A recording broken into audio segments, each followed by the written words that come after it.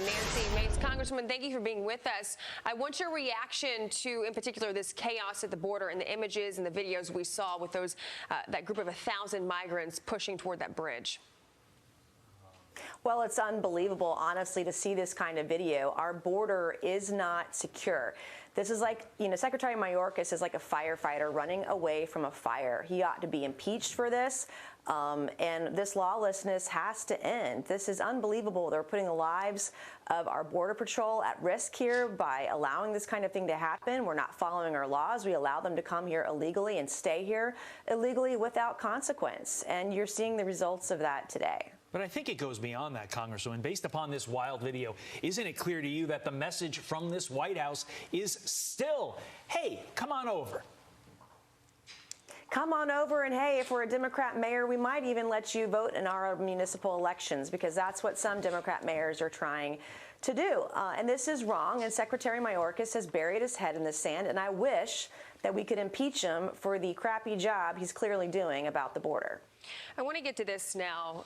The president is set to address the nation today on that banking system as the Signature Bank is shut down following the collapse of SVB. You know, Congresswoman, some people are calling it a bailout, some are not. Where do you stand on it?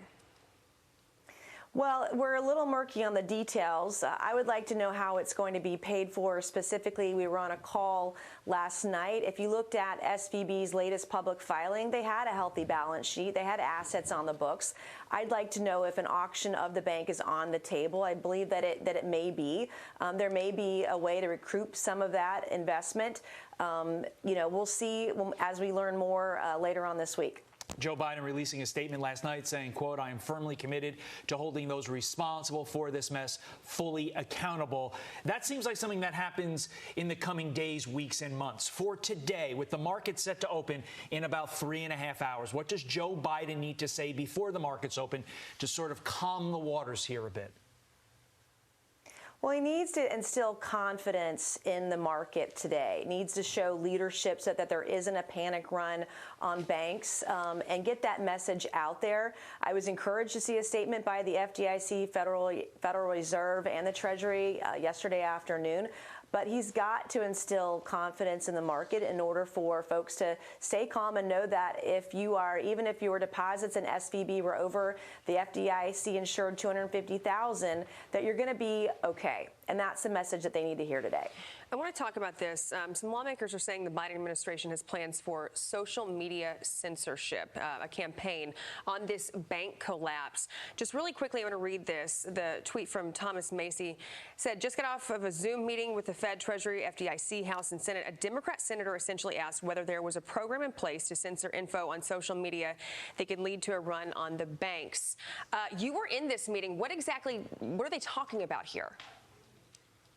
Right. It was brought up during the Zoom call last night, the idea that if the administration was going to push for censorship of certain media stories so there's no run on the banks.